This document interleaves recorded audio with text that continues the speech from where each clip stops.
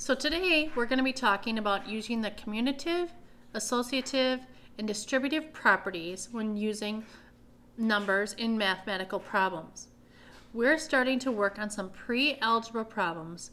Those are problems where we use letters or symbols to represent a number.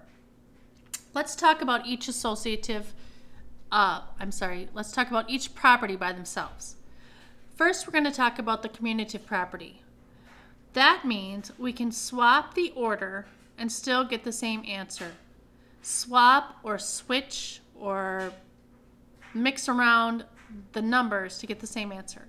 So if we look here, I have 3 plus 6 equals 9. If I swap that and put the 6 first, 6 plus 3 still equals 9. That works for addition. Now, if I use the algebra or algebraic form, I'm going to have A represent 3, B represent 6, and C is going to represent 9. So if I say A plus B equals C, I can still swap around and say B plus A equals C. Now that works for addition. It also works for multiplication. If I say 3 times 5 equals 15, I can swap that around and say 5 times 3 equals 15. Again, if I use letters to represent the same numbers, A times C equals B, or C times A also equals B. It's the same thing, commutative. So commutative property means we just swap the numbers.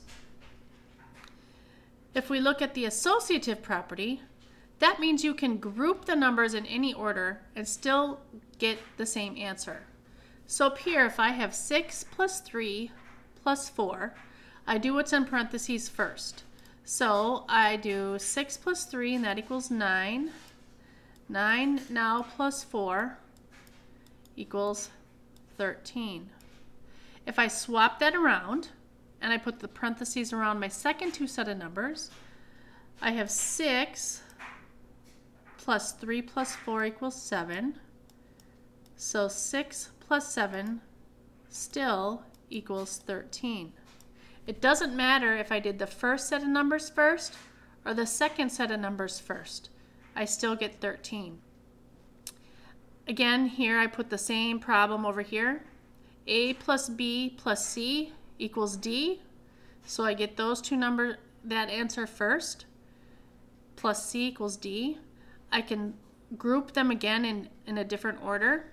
B plus C is going to give me an answer. A plus B equals D.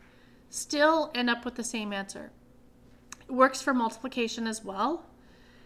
If I do what's in parentheses first, 3 times 2 is 6. So now my new problem is 6 times 5, and I get 30. If I put the parentheses around the second set of numbers, I'm going to do 2 times 5 and get 10.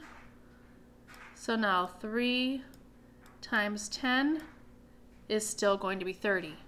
And again, here's the algebraic form. A times B times C equals D. A times B times C equals D. The associative property, you group the numbers in any order and still get the same number. Now, what if I have addition and multiplication in the same problem? We can use the distributive property. That means you have the numbers take turn or distribute the numbers. So here my first problem is 3 times 2 plus 4. So I could do 2 plus 4 and get 6. And I could do 3 times 6 and get 18. Or I could distribute that, which means I'm going to do 3 times 2 first, which is what I put here, and then do 3 times 4 second, which is what I wrote here. So I distributed the 3. I put the 3 with the 2, and I put the 3 with the 4. 3 times 2 is 6. 3 times 4 is 12. If I add both answers, 6 plus 12, I'm going to get 18. Those are the properties for algebra: distributive, commutative, and associative. As always, if you have any questions, please talk to Mrs. Hobbs, Mrs. Lau, or Mrs. Perry, and we will continue to talk about this topic at another time.